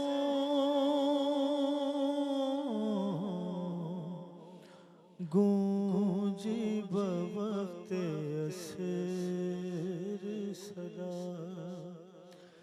میں حسین ہوں.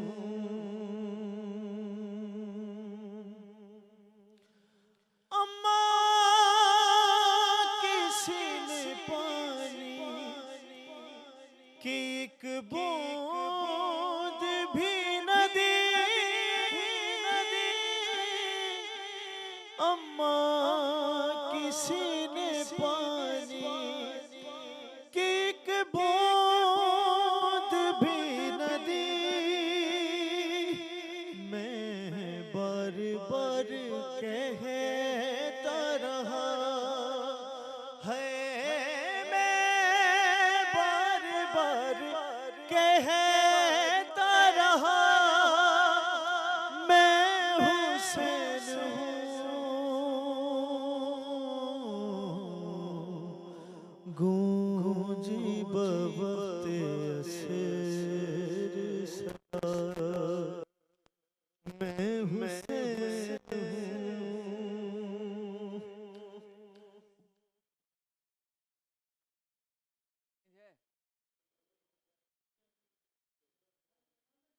خوش آمدید ایک بار پھر آپ کی خدمت میں حاضر ہیں پیکر صبر و رضا، ہماری یہ خصوصی نشریات محرم الحرام کی جو آپ دیکھ رہے ہیں ٹی وی 1 سے. اور آج یہ شب عاشور ہے، یعنی کہ 9 محرم الحرام، اس کی یہ نشریات ہے. تو گفتگو ہم اس طرح سے ترتیب دے رہے ہیں کہ آہستہ آہستہ جب ہم اس نشریات کے اختتامی اور عروج پر جائیں تو کسی حد تک اس واقعہ نواقع کربلا کا ہم احاطہ کر سکیں.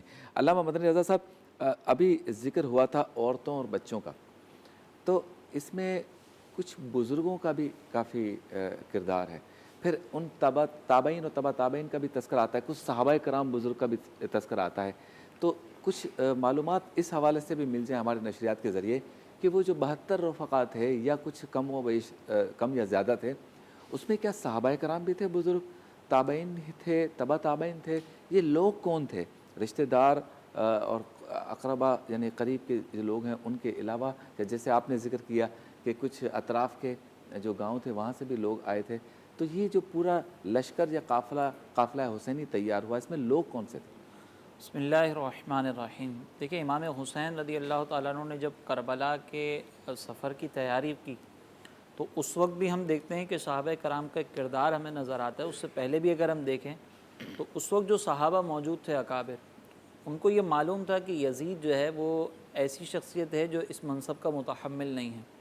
تو صرف امام حسین رضی اللہ تعالیٰ عنہ نے اس کی بیعت کا انکار نہیں کیا تھا، بلکہ اس وقت حضرت عبداللہ ابن عمر رضی اللہ تعالیٰ عنہ بھی موجود تھے اور دیگر اصحاب بھی موجود تھے جنہوں نے اس بات کا اعلانیہ انکار کیا تھا کہ ہم ان سے بیعت نہیں کر سکتے. لیکن چونکہ امام حسین رضی اللہ تعالیٰ عنہ کی جو شخصیت ہے وہ سب سے زیادہ نمایاں تھی تو آپ کا تذکرہ ہوتا ہے. اور اس وقت جب ہم دیکھتے ہیں کہ امام حسین رضی اللہ تعالیٰ عنہ کی جب شہادت کے واقعات ہوئے اور جب آپ کا لشکر وہاں پر چلا تو ایک یہ واقعہ ہمیں ملتا ہے کہ جب امام حسین رضی اللہ تعالیٰ عنہ کا سر انور جب دربار میں پہنچا حکمرانوں کے دربار میں تو ایک بدبخت نے اس لب مبارکہ پر جو ہے نا وہ چھڑی ماری بے ادبی کی نیت سے. تو اس دربار میں جو ہے حضرت نعمان بن بشیر رضی اللہ تعالیٰ عنہ موجود تھے، یہ بھی صحابی تھے. انہوں نے اس وقت جو ہے اس حکمران کو للکارتے ہوئے کہا کہ اے بدبخت تو اس لب پر اپنی چھڑی مت مار، کیونکہ میں نے رسول اللہ صلی اللہ علیہ وسلم کو ان لبوں کو چومتے ہوئے دیکھا ہے. تو آپ ذرا غور کریں کہ یہاں پہ صحابہ کرام بھی جو اس وقت موجود تھے، اگرچہ ہر ایک پر حجت تمام نہ ہونے کی بنیاد پر انہوں نے براہ راست تو جا کر مقابلہ نہیں کیا، لیکن انہوں نے کم از کم اپنا یہ کردار ضرور ادا کیا کہ جب امام حسین رضی اللہ تعالیٰ عنہ نے قربانی پیش کی تو انہوں نے اس بات کی طرف اشارہ کر دیا کہ ہم بھی ان کے ساتھ شامل ہیں، اس حق و باطل کا جو معرکہ ہے اس میں ہم بھی وہاں پر شرکت کر رہے ہیں. اور یہ پیغام دے دیا کہ یزید کسی بھی طریقے سے قابل قبول نہیں ہے. اور یزید کے اگر ہم معاملات کو دیکھیں تو واقعتاً وہ ایک ایسی شخصیت تھی. یہاں پہ میں ذکر یہ ضرور کروں گا کہ یزید کا ناقابل قبول ہونا وجہ کیا تھی اس کی.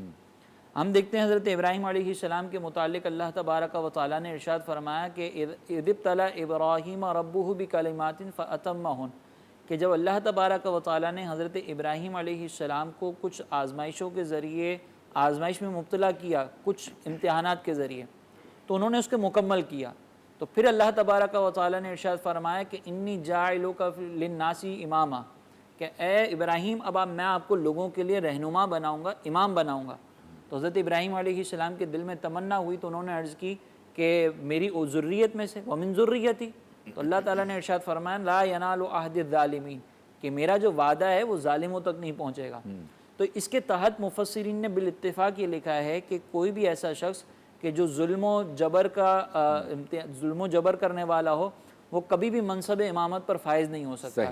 اس بنیاد پر جو ہے وہ یزید کے ساتھ تعلق قائم کرنے میں تمام نے اس بات کا انکار کیا کہ ہم اس کے ساتھ نہیں جڑ سکتے. اور پھر جو ہے وہ اطراف میں دیگر جو لوگ تھے وہاں پر انہوں نے بھی ساتھ دیا اور وہ بزرگ بھی انہوں نے اپنا کردار ادا کیا. ٹھیک ہے علامہ صاحب، آپ کے ہاں جو چیزیں مرتب کی جاتی ہیں اس میں جو قافلہ حسینی ہے اس میں کس طرح کے لوگ زیادہ تھے؟ یعنی دوست زیادہ تھے، رشتہ دار زیادہ تھے، اطراف کے گاؤں کے لوگ زیادہ تھے، صحابہ کرام زیادہ تھے، تابعین تھے، تبع تابعین تھے، کون لوگ تھے؟ آپ کے ہاں تحقیق کیا کہتی ہے؟ بسم اللہ الرحمن الرحیم. میں ایک وضاحت کرتا چلوں، کوئی میں سے کسی کی دل آزاری مراد نہیں ہے. ہمارے یہاں اس آیت کے بارے میں کہا جاتا ہے کہ یہ جو لا ینال عہد الظالمین ہے، اس سے مراد ہے کہ جس نے کبھی کسی طرح کا بھی شرک نہ کیا ہو. اور اسی لیے ہم 12 اماموں کو اس عہد کا باقاعدہ طور پر حامی اور اس عہد پر فائز مانتے ہیں. امام حسین علیہ السلام کے لشکر کی اگر اب کمپائلیشن دیکھیں تو آپ کو بڑا تعجب ہوگا کہ امام حسین علیہ السلام کے لشکر میں جیسے کہ گفتگو میں محترمین نے بتایا بچے بھی تھے، بڑے بھی تھے، جوان بھی تھے، بوڑھے بھی تھے. لیکن اگر دیکھا جائے تو امام حسین علیہ السلام کے لشکر میں کچھ لوگ تو وہ تھے جو صحابہ کرام اور تابعین اور تبع تابعین جو مدینہ سے ہی ساتھ نکل آئے کہ ہم نے تو رسول اکرم سے سنا. ایک بہت بوڑھے صحابی، جب امام حسین علیہ السلام اس وقت ذہن سے نام نکل گیا، جب مدینہ سے نکلے تو اپنے بیٹے اور غلام کے ساتھ آتے جا رہے تھے. تو حضرت عباس نے بتایا کہ یہ آ رہے ہیں اور ذرا دیکھیں. امام حسین اپنی سواری کو لے کر وہاں تک پہنچے تو وہ سواری سے اتر گئے اور دیکھا بالکل راشت آ رہی ہے اور بزرگی کی حالت ہے. تو کہا کہ آپ زحمت فرما رہے ہیں، آپ بہتر ہے کہ آپ مدینہ میں ٹھہر جائیں. تو کہا میں مدینہ میں ٹھہر جاؤں گا تو رسول اللہ کو کیا منہ دکھاؤں گا. کہ میں نے وہ حدیث سنی ہے کہ جب میرا حسین قیام کرے گا تو اس کا ساتھ دینا ضروری ہے، تو میں آپ کے ساتھ چلوں، پیچھے پیچھے چلتا ہوں کہ پھر آپ قافلے میں آئی تاکہ ہمارے جو جوان ہیں، جو مستعد لوگ ہیں، آپ کی مدد کر سکیں. کہا نہیں، آپ کے قافلے میں رسول کی نواسیاں ہیں، میرے لیے یہ قابل برداشت نہیں ہے کہ میں ان کے ساتھ ساتھ چلوں، میں پیچھے پیچھے. یعنی مقام اصحاب کے نظر میں، تابعین کی نظر میں اتنا بڑا تھا کہ حتیٰ رسول زادیوں کے ساتھ چلنا بھی وہ پسند نہیں کرتے تھے. پھر ہم زہیرقین کی مثال لیتے ہیں کہ جناب زہیرقین رضی اللہ تعالیٰ عنہ وہ بھی امام حسین علیہ السلام کے لشکر میں آگے آگے جا رہے تھے. جب امام حسین علیہ السلام نے، اچھا یہ میں بات عرض کرتا چلوں کہ 28 رجب کو مدینہ چھوڑا اور 8 ذی الحج کو مکہ شریف چھوڑا. اچھا، تو رجب، شعبان، رمضان، شوال، ذیقعد، ذی الحج، چھٹا 8 ذی الحج یوم ترویہ امام حسین علیہ السلام نے، کیونکہ امام حسین علیہ السلام کو بتا دیا گیا تھا کہ یہاں پر کچھ لوگ آئے ہوئے ہیں اور وہ چاہتے ہیں کہ احرام کی حالت میں اور حج کی حالت میں امام حسین علیہ السلام کو خانہ کعبہ کا احترام عزیز تھا، کئی کروڑ گنا عزیز ہے جو ہم تصور بھی کر سکیں. امام علیہ السلام نے اس وجہ سے فریضہ حج کو چھوڑا اور عمرہ تو کر چکے تھے اور خرابے سے بچایا اس شہر کو، اور تاکہ قیامت تک اس کا جو اللہ سبحانہ و تعالیٰ کا حرم امن ہے واہ واہ، وہ اپنی جگہ پر باقی رہے اور کسی طرح سے اس امن کے شہر پر آنچ نہ آئے. پھر وہاں سے نکلیں، خطبہ دیا ہے، موقع ہوگا تو اس کے کچھ جملے عرض کروں گا. بس یہ بتا دیا کہ اب میں نکل رہا ہوں، جو چلے گا وہ شہید ہوگا، جو پیچھے رہ جائے گا کبھی بھی کامیاب نہیں. کیا بات ہے. تو اس خطبے کا بھی میں تذکرہ کروں گا، پہلے کلام سن لیتے ہیں جی بسم پھر گفتگو کو اس طرف لے کے جائیں. جی سلمان، ماشاء اللہ. اللہم صلی علی محمد وعلی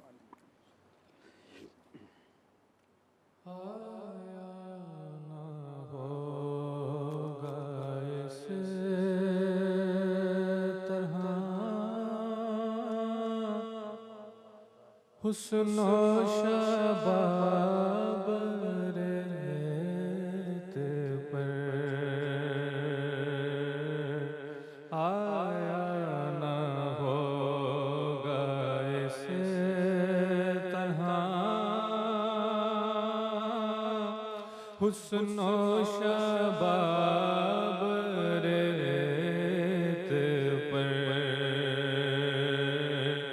گلشن فاطمہ کے تھے سارے گلاب ریت پر.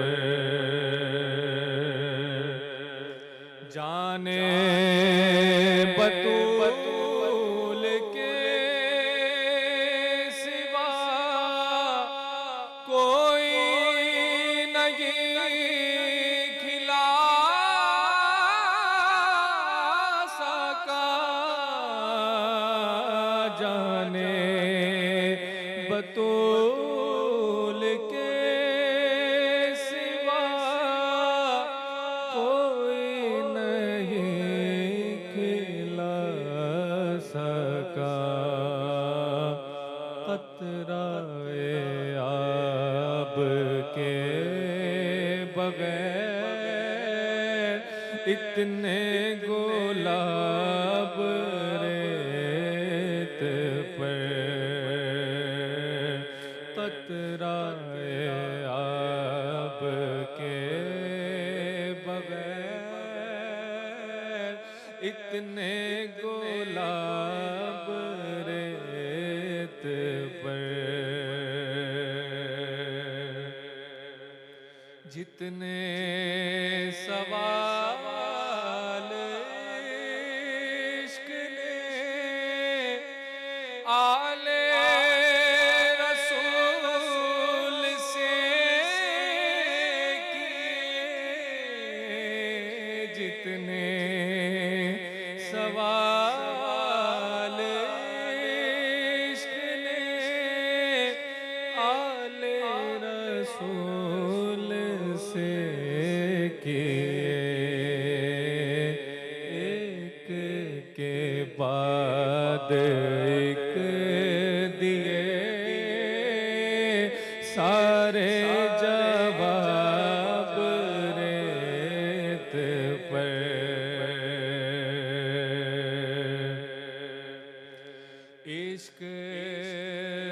میں کیا بچا عشق میں کیا لٹا عشق میں کیا بچا عشق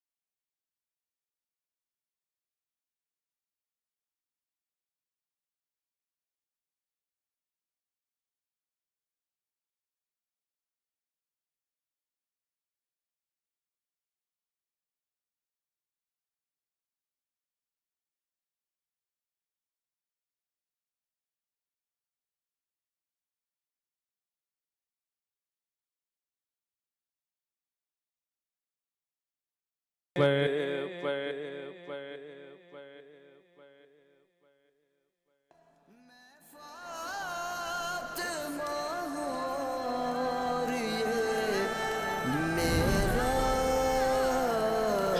حسین ہے پیکر صبر و رضا ہماری نشریات ہے جو آپ ٹی وی 1 سے دیکھ رہے ہیں. ایک بار پھر آپ کی خدمت میں حاضر ہیں. 3 معزز علماء کرام اور ثناء ہمارے ساتھ موجود ہیں. اچھا مفتی غلام دستگیر صاحب، نہ کرتے امام حسین یہ سٹینڈ نہ لیتے، یہ عمل نہ کرتے، یہ صبر و استقلال کا مظاہرہ نہ کرتے، یہ برداشت کا مظاہرہ نہ کرتے، یہ پریشر نہ لیتے، تو پھر دنیا کہاں کھڑی ہوتی؟ یعنی کمپرومائز کر لیتے. دیکھیے قرآن مجید فرقان حمید، میں نے جیسے شروع میں کہا تھا آج کے سیگمنٹ میں کہ قرآن کی عملی تفسیر ہے یہ گھرانہ. یہ جو اہل بیت ہے نا، قرآن کی عملی تفسیر ہے. اور قرآن مجید فرقان حمید میں اولاً فرمایا گیا ادفع باللتی ہی احسن، کہ برائی کو اچھائی کے ذریعے دور کرے. اب امام علی مقام رضی اللہ عنہ، یعنی آپ کا بات کا خلاصہ یہ ہے کہ جنگ نہیں کرتے، پرامن طریقے سے صلح ہو جاتی. دیکھیں جنگ کا اصول کیا ہوتا ہے کہ سب سے پہلی بات، جو ہدف ہوتا ہے، جہاں ٹارگیٹ کرنا ہوتا ہے، اس کو خفیہ رکھا جاتا ہے، بتایا نہیں جاتا ہے. اور دنیا کو پتہ تھا امام علی مقام کہاں جا رہے ہیں. پہلی بات تو یہ کہ پتہ پڑا کہ جنگ کرنے نہیں جا رہے ہیں. صحیح. دوسرا، جب جنگ کرنے جاتا ہے تو 6 ماہ کے بچے کو ساتھ نہیں لے جاتا کوئی، خواتین کو ساتھ نہیں لے جاتا، وہ بھی عفت اور خواتین، با پردہ خواتین. تو پہلی بات تو یہ کہ یہ جنگ کے ارادے سے نہیں نکلے تھے. صحیح. اور اگر جب وہاں سے نکلے اور امام علی مقام رضی اللہ تعالیٰ عنہ وہاں پہنچے، جیسا کہ انشاءاللہ 10 شب جو ٹرانسلیشن ہے اس میں گفتگو ہوگی انشاءاللہ 10 تاریخ کو، تو امام علی مقام امام حسین رضی اللہ تعالیٰ عنہ جب پہنچے نا اس مقام پر، اگر وہاں پھر بھی آپ نے پوری کوشش کی، جیسے سوال ہوا تھا اس میں نے عرض کیا تھا کہ پوری کوشش کی کہ کسی طرح معاملہ سیٹ ہو جائے. آپ نے خود جو یزیدیوں کا سپہ سالار تھا عمر بن سعد، یہ بھی اللہ کی قدرت ہے کہ اللہ اچھوں کے ہاں بد اور بد کے ہاں اچھا پیدا فرما دیتا ہے. نوح علیہ السلام اللہ کے نبی ہیں، بیٹا کافر منافق ہیں. حضرت امیر معاویہ صاحب رسول، بیٹا یزید پلید. اور حضرت سعد بن ابی وقاص رضی اللہ عنہ صحابی رسول اور بیٹا عمر بن سعد. اللہ. اور مقابلے میں تلوار لے کر آ گیا وہ بدبخت، اور اس نے آ کر کہا اے حسین، یا تو یزید کی بیعت کرو یا قتل ہونے کے لیے تیار ہو جاؤ. اللہ. آپ نے فرمایا، اب دیکھو جنگ ہوتی ہے تو انسان بولتا بھائی آ جا، کیونکہ رگوں میں خون کس کا دوڑ رہا تھا؟ مولا کائنات، واہ واہ واہ. شیر خدا کا، واہ واہ. تربیت رسول اللہ سے ہے. تو آپ سوچیں چاہتے تو کیا کریں؟ آپ نے فرمایا بھائی 3 راستے ہیں، یا تو جہاں سے ہم آئے نا مکے سے ہمیں وہاں پہ واپس جانے دو مکہ مدینہ، نہیں تو کسی سرحدی علاقے میں جانے دو، نہیں تو یزید کے پاس مجھے لے چلو، میں معاملات طے کر لوں گا. یعنی امام علی مقام حکمت و تدبر کا بھی مظاہرہ نظر آتا ہے. مظاہرہ نظر آتا ہے. صحیح. یعنی کربلا کے کئی پہلو ہیں، ایک واقع کربلا کے ایک نہیں ہے، کئی پہلو ہیں. جہاں شجاعت و بہادری دیکھنی ہے تو اس کا الگ پہلو ہے، صبر و تحمل. اور پھر ان سب میں سب سے زیادہ اہم ترین، کیونکہ یہ آخری لمحات چل رہے ہیں پروگرام کے، اپنے عروج کی طرف پروگرام، سب سے زیادہ کہ اتنے مصائب ہیں، اتنے آلام ہیں، اتنی پریشانیاں ہیں، اتنی مشکلات ہیں، بچوں کو نیزوں پہ چڑھا دیا گیا ہے، لیکن اس کے باوجود اللہ سے لو ختم نہیں ہوئی، نمازیں نہیں چھوڑی، کوئی ایسا لفظ زبان پر نہیں لائے جو شکوہ کہ میں جس میں شکوہ ظاہر ہوتا ہو. اللہ حالانکہ وہ گھرانہ ہے کہ جن کے ہاں جبرائیل بھی بے اجازت نہیں آتے، اللہ جن کے گھرانے میں جن کی والدہ کا مقام یہ ہے کہ سجدے میں سر رکھ دیں تو جنت سے کھانے اتر جایا کرتے اللہ ہیں. جہاں جو ہے سیدہ کائنات نے جن کی تربیت کی ہو، لیکن اس کے باوجود یہ آپ کی پوری زندگی مبارکہ ہمیں یہ بتا رہی ہے کہ ہم اگر آج فلاح چاہتے ہیں تو امام علی مقام امام حسین کے طریقے پہ چلنا پڑے. کیا بات. اچھا علامہ صاحب، آپ کو ذکر کر رہے تھے کہ جب امام علی مقام چلے تھے تو کچھ گفتگو فرمائی، کوئی خطبہ دیا، کچھ امام کلام علیہ فرمایا. السلام ایکچولی ایک یہ دنیا کی رسم ہے اور آج بھی ہے کہ جب کوئی نکلتا ہے تو اس سے پوچھا جاتا ہے کہ بتاؤ کہ کہاں کس جا رہے ہو، ارادے کیوں جا سے رہے ہو؟ نکل رہے ہو، کیا کر رہے ہو. تو میں مختصر اور تیزی سے، امام علیہ السلام نے 2 محرم کو، ویسے تو بہت سے خطبے ہیں، 2 محرم کو جب کربلا میں پہنچے ہیں تو وہاں پر ایک خطبہ بیان فرمایا جس کا ترجمہ میں لوگوں معاملات نے ہمارے ساتھ جو صورت اختیار کر لی ہے وہ آپ کے سامنے ہے. یقیناً دنیا نے رنگ بدل لیا ہے اور بہت بڑی مشکل بہت بری شکل اختیار کر گئی ہے. اس کی بلائیوں نے منہ پھیر لیا ہے اور نیکیاں ختم ہو گئی ہیں. یعنی اب وہ دین کا جو ایک مزاج تھا، دین کی جو چاہت تھی، خواہش تھی، وہ کمرنگ ہو گئی ہے. اور اب اس میں اتنی ہی اچھائیاں باقی رہ گئی ہیں جیسے کسی برتن کے نیچے کے حصے میں پانی رہ گیا ہو. اب زندگی ایسی ہی ذلت آمیز اور پست ہو گئی ہے جیسے کوئی سنگلاخ اور چٹیل میدان. برکتیں ختم ہو رہی ہیں. رحمت کیوں؟ اب وہ شخص حکومت کر کے بیعت مانگ رہا ہے کہ جو کھلے عام ہم نے تعلیم میں پڑھا ہے، شراب پینا کھلے عام محرموں کے ساتھ، نعوذ باللہ. آپ دیکھ رہے ہیں کہ حق پر عمل نہیں ہو رہا. اور یہ جملہ عربی میں بہت خوبصورت بیان، الا ترون ان الحق لا یعمل بہ وان الباطل لا یتناہى. تم نہیں دیکھتے ہو اب حق پر عمل نہیں ہو رہا اور باطل سے لوگ پرہیز نہیں کر رہے ہیں. ایسی صورت میں مومن کو اللہ سے ملاقات کے لیے تیار ہو جانا چاہیے. میں عزت کی موت کو ذلت کی زندگی پر ترجیح دیتے. فخر سمجھتا. کیا بات ہے. یہ امام حسین علیہ السلام نے اپنا مشن سٹیٹمنٹ دے دیا تاکہ قیامت تک ہر کوئی جان لے کہ اگر کوئی ایسا زمانہ آئے جب لوگ حق پر عمل نہ کر رہے ہوں اور باطل کو آگے بڑھا رہے ہوں تو پھر اللہ سے ملاقات کے لیے، یعنی اس باطل کا مقابلہ امر بالمعروف اور نہی عن المنکر کی، ایک اور خطبہ آئے گا اگر موقع ہوگا تو عرض کروں گا کہ امر بالمعروف اور نہی عن المنکر کی شرائط پوری کرو. میں سمجھتا ہوں آج کے زمانے میں بھی ہمیں ایک مثبت انداز میں باطل کا مقابلہ کرنا ہے. اور آج کے زمانے میں باطل کی صورت جہالت ہے. باطل کی صورت جہالت ہے. ہم نہ قرآن مجید کو نہ سمجھ رہے ہیں نہ اس پہ عمل کر رہے ہیں. دیکھیے کربلا میں پوری رات امام حسین علیہ السلام نے 9 محرم کو جب جنگ کی بات آئی تو انہوں نے کہا کہ مجھے ایک رات کی مہلت دے دو، میں اللہ کی عبادت کرنا چاہتا ہوں. اور شب عاشور مورخین نے لکھا، حتیٰ یزیدی لشکر کے مورخین نے لکھا کہ ہمیں قرآن مجید کی تلاوت کیا. آج ہمارے یہاں تلاوت چلے ظاہری بھی صحیح، وہ تھوڑی ریڈیو کھول دیا یا موبائل پہ دیکھ لیا.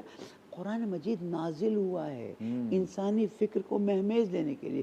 حسین ابن علی کربلا میں تشریف لائے ہیں کہ لوگوں اس قرآن مجید کو ختم ہوتے دیکھ رہا ہوں، زندہ کرو اس کو. آج اگر ہمیں کربلا کو زندہ کرنا ہے تو جہالت کا مقابلہ کرنا ہوگا. اور جہالت کا مقابلہ ڈگری سے نہیں ہوگا. اطلب العلم من المہد الی اللحد، اس کو اب تبدیل کر دیا اطلب العلم من المہد الی الڈگری. جسارت نہ ہو اور ڈگری حاصل کر لی ختم نہیں، علم کے خزانوں کو حاصل کریں. اس لیے کہ پہلی آیت نازل ہی یہی ہوئی ہے، بسم اللہ الرحمن الرحیم، اقرأ بسم ربک الذی خلق، خلق الانسان من علق، کہ पढ़ो। नमाज पढ़ने का, रोज़ा रखने का पहले हुक्म नहीं आया। क्यों? अब इंसानियत जो है फ़िक्र की कमाल की तरफ गामज़न है। क्या बात। कुरान मजीद को अल्लाह ताला ने छोड़ा इसलिए, अहले बैत की रहनुमाई रखी इसलिए। तो करबला का वाक़या ठीक है, आज़ादारी अपनी जगह पर, मजलिस अपने पर बहुत अहमियत रखती है ताकि चीज़ें चलती रहें, लेकिन इसका असल पैगाम क्या है? फ़िक्र पर अमल करना। उस फ़िक्र पर अमल करो और कुरान मजीद पर अमल करो, और जिस तरह से अहले बैत ने कुरान मजीद को ज़िंदा किया, तुम भी अपने ज़माने में ज़िंदा क्या मदनी रज़ा साहब, फिर आज के दौर में हम मुसीबतों का मुकाबला करके उसवा हुसैनी पे किस तरह अमल कर सकते हैं? मुसीबतें आपके सामने हैं, मसाइब आपके सामने हैं, जिस तरह के चैलेंजेस दरपेश हैं मुसलमानों को वो भी सामने हैं, तो वो कौन से तरीक़े हैं कि इन मुसीबतों पे कायम, मुसीबतों का मुकाबला करके हम उन उसूलों पे कायम रह सकते हैं जो हमें इमाम अली मकाम ने सिखाया वाक़या करबला? देखिए, मुसीबतों का मुकाबला करने के लिए सबसे पहली तो ज़रूरत इस अमर की है कि आप अपने जहन में जिस मिशन को हासिल करना चाहते हैं ना, वो पुख्तगी के साथ मौजूद होना चाहिए, और फिर अल्लाह और उसके रसूल के वादों पर पुख्ता यकीन भी होना चाहिए। जब नबी करीम अलैहिस्सलातु वस्सलाम ने आखिरी दौर के बारे में इरशाद फरमाया कि जब दज्जाल आने वाला होगा ना, तो काहत साली की कसरत होगी, तो उसमें, और वो लोगों को जब खाना दे रहा होगा तो उसके एवज़ ये कहेगा कि तुम मुझे खुदा मानो तो मैं तुम्हें खाना दूंगा। तो सहाबे कराम ने जब ये बात सुनी ना, तो वो परेशान हो गए। हज़रत अस्मा रदी अल्लाह ताला अन्हा ने नबी करीम अलैहिस्सलाम से फरमाया कि या रसूलल्लाह, आज अगर हम अपनी रोटी बनाते हैं तो हमारी रोटी कम पड़ जाती है और हमें भूख बहुत ज़्यादा लगती है, तो हम उस दौर में कैसे लोग अपनी हिफाजत करेंगे अपने ईमान की? तो सरकार अलैहिस्सलातु वस्सलाम ने फरमाया कि उस दौर में जो मोमिन होगा उसके लिए वही चीज़ किफ़ायत करेगी जो फ़रिश्तों को किफ़ायत करती है, यानी तस्बीह व तहलील। यानी जब आखिरी दौर में फ़िरौन सामने खड़ा होगा और वो आप दज्जाल आपको ये कहेगा कि तुम खाने के एवज़ मुझे खुदा मान लो, तो आप अल्लाह का जिक्र करेंगे, आपको खाने पीने की ज़रूरत ही नहीं होगी। यही चीज़ हमें नज़र आती है कि इमाम हुसैन रदी अल्लाह तआला अन्हु के काफ़िले पर पानी बंद हुआ तो उस वक्त इबादत को इख्तियार किया गया, अल्लाह के ज़िक्र को इख्तियार किया गया, तो वो पानी की हाजत ही ना रही। वो पानी तरसता रहा, लेकिन इमाम हुसैन को उसकी हाजत नहीं थी। अब यहाँ पर आप गौर करें कि जब अब उनको अल्लाह और उसके रसूल के वादों पर यकीन था, जब वादों पर यकीन था ना, तो वो इस्तिकामत पजीर है। सही। उनको मालूम था कि अगर हम इस तकलीफ़ को बर्दाश्त कर लेंगे तो फिर आखिर हमारे लिए कितनी राहत हैं, जन्नत के कितने आली दराजात हैं। हमारे आज के दौर में चूंकि हम सब्र करते वक्त हमें अल्लाह और उसके रसूल के वादों पर वैसा यकीन कामिल नहीं होता, और जब यकीन कामिल ना होना तो तज़ब्ज़ुब का इंसान शिकार हो जाता है। इसकी एक एग्जांपल आप देखें कि आज एक बच्चे को जब यूनिवर्सिटी में दाखिला लेता है, दोस्तों में घूमने का आदी है, गैदरिंग्स में जाने का आदी है, तमाम तरह की जो मतलब आसाइशें हैं वो हासिल करना चाहता है, लेकिन जब इम्तिहान का वक्त करीब आता है ना, तो वो गैदरिंग्स को छोड़ के कमरे में बंद होकर इम्तिहान की तैयारी करता है। उसको पता है कि अगर मैं नाकाम होऊंगा, इम्तिहान नहीं कर सकूंगा, तो आगे मुश्किलात होंगी। तो नफ्स को कंट्रोल कर लिया इस बुनियाद पर कि यकीन है कि मैं मेहनत करूंगा तो कामयाबी मिलेगी। ऐसा ही यकीन, बल्कि इससे बढ़कर कामिल यकीन अल्लाह और उसके रसूल के वादों पर चाहिए, तो फिर नफ्स का मुकाबला करना, नफ्स को कुचलना बहुत आसान होगा, और फिर अल्लाह की बारगाह में इस तरह हम दराजात हासिल कर सकते हैं। मुलाकात होती है मुख्तसर से वक्फे के बाद। मैं फातिमा हूँ और ये मेरा हुसैन है। खुश आमदीद एक बार फिर आपकी खिदमत में हाज़िर मुहर्रमुल हराम की खुसूसी नशरियात TV1 से आप देख रहे हैं पैकर सब्र व रिज़ा। शब आशूर है, नवी मुहर्रमुल हराम है, और इंशाअल्लाह कल यौम आशूर पे भी आपकी खिदमत में हाज़िर होंगे। इसी तसलसल के साथ इंशाअल्लाह गुफ्तगू जारी रहेगी। मुफ्ती ग़ुलाम दस्तगीर साहब, कोई वजीफ़ा है आज की रात के लिए?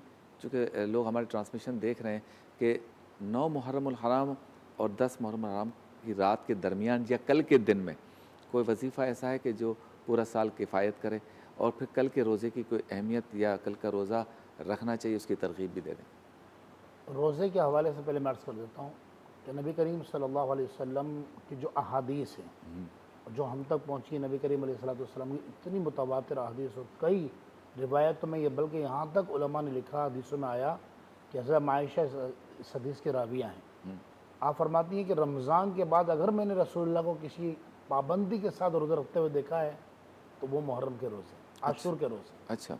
इसलिए रसूलुल्लाह अलैहि वसल्लम जब हिजरत करके मदीना मुनव्वरा तशरीफ़ लाए तो आपने देखा कि यहूद एक रोज़ा रखते थे कि ये 10 मुहर्रम को, आशूर को मूसा अलैहिस्सलाम और उनके रुफ़क़ा को فرعون کے ظلم و ستم سے نجات ملی تھی، تو حضور نے فرمایا ہم موسیٰ کے زیادہ قریب ہیں، ہم موسیٰ علیہ السلام، لہٰذا ہم 2 روزے رکھیں گے، تو آپ 9 اور 10 کا روزہ کا حکم فرمایا کرتے ہیں۔ لیکن اگر کوئی 10 کا بھی رکھتا ہے تو ٹھیک ہے، جائز تو ہے، منع نہیں ہے، لیکن حدیث میں یا 9-10 رکھ لے یا 10 10 11 رکھ لے، یوں بھی رکھ سکتے ہیں، ایک بات یہ۔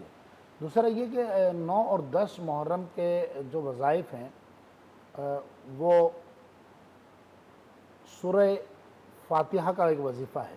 اچھا، آپ یہ 9 تاریخ کو بھی کر سکتے ہیں اور 10 محرم کو بھی، 2 دن کرنا ہے۔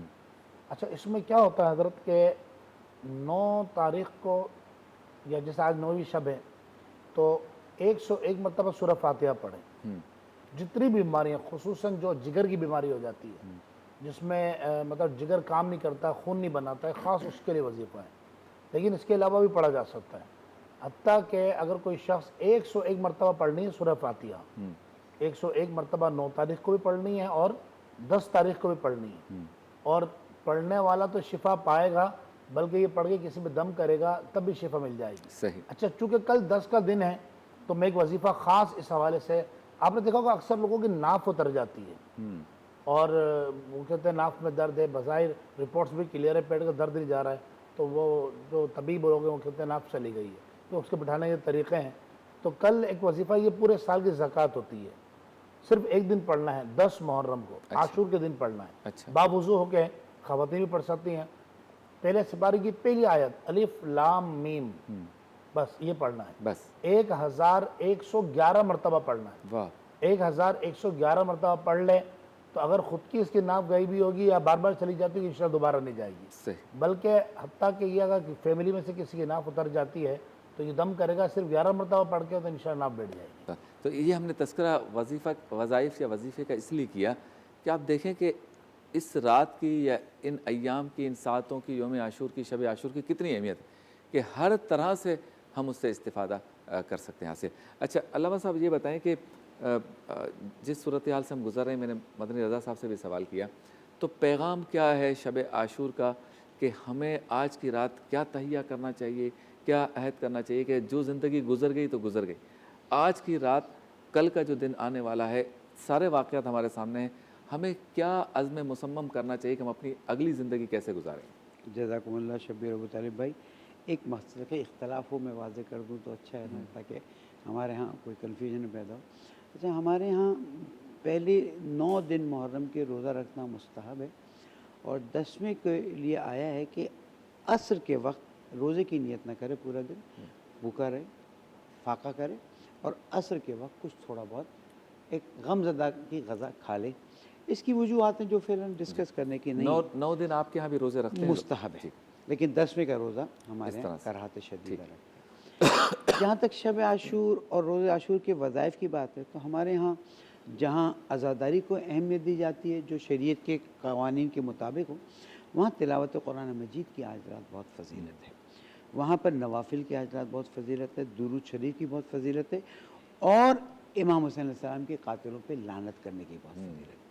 روزہ عاشور ہمارے ہاں صرف ایک ہی دعا کی جاتی ہے کہ ہمیں زیارت اللہم ارزقنا شفاعت الحسین یوم الورود، جب ہم قیامت میں داخل ہوں، کیونکہ شفاعت رسول اکرم اپنی جگہ پر ہے، تو جناب زہرا سلام علیہ شفاعت فرمائیں گے، اہل بیت ہمیں امام حسین علیہ السلام کی شفاعت نصیب ہو اور ایک غم کی حالت میں باقی رہیں۔ اس لیے آپ دیکھتے ہیں کہ مکتب میں، ہمارے مکتب میں ایک غم کی حالت، سیاہ لباس پہننا اور کسی بھی قسم کی خوشی کی کوئی چیز نہ کرنا ہمارے ہاں بہت زیادہ تاکید آئی ہے، اور کوشش یہ کی جائے کہ اپنے اندر کیا سوچا جائے، اپنے اندر یہ سوچا جائے جس کا غم منا رہے ہو اس کی سوچ تو اپنا ہو، اس کی فکر تو اپنا ہو، اس کا طریقہ تو اپنا ہو، اس نے جس رب کی اس رات عبادت کی۔ اللہ اللہ۔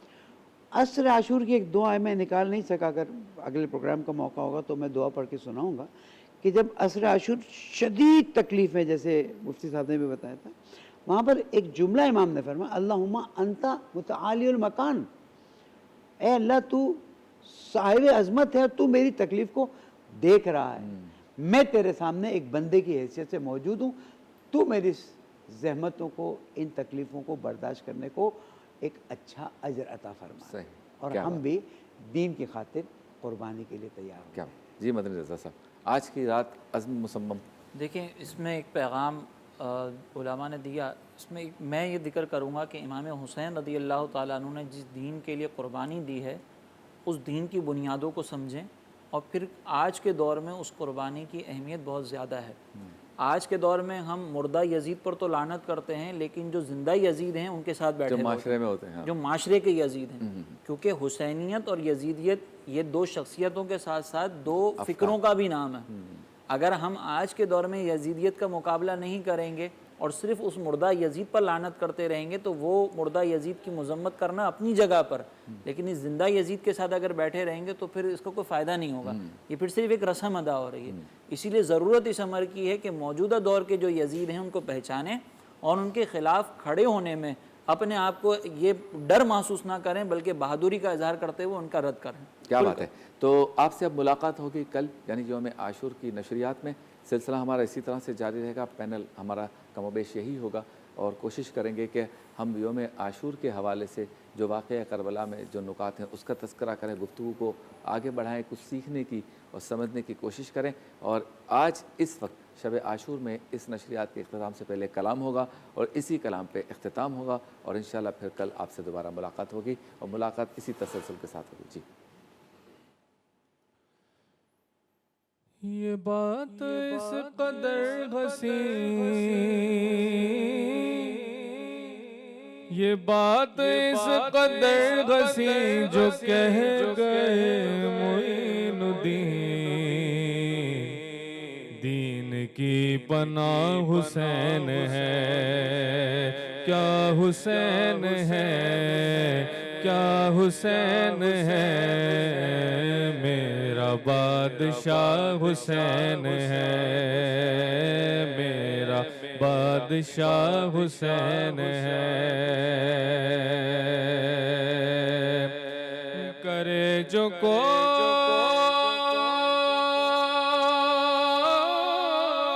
غم سری، کسی کی کیا مجال ہے، جہاں میں ہر لحاظ سے حسین بے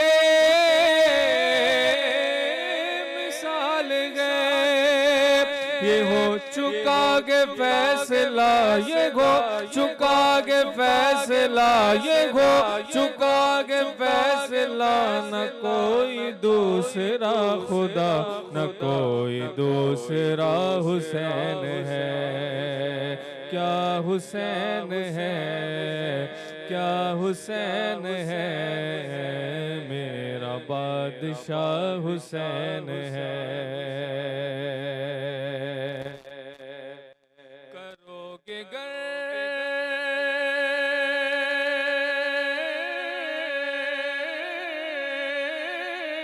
مخالفت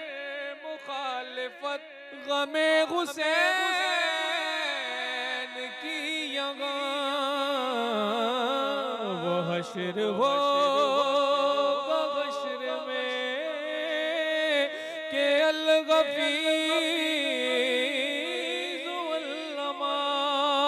پھر جگہ بھی چھپنے جاؤ گے، جگہ بھی چھپنے جاؤ گے، جگہ بھی چھپنے جاؤ گے، کہیں بھی بچ نہ پاؤ گے کہ ہر جگہ میرا حسین ہے، کیا حسین ہے، کیا حسین ہے، میرا بادشاہ حسین ہے، میرا بادشاہ حسین ہے۔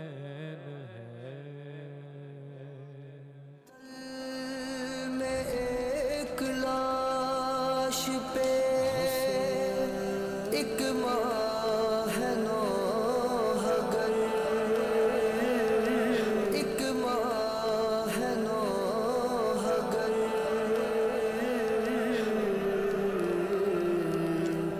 کتنا غریب ہو گیا یا رب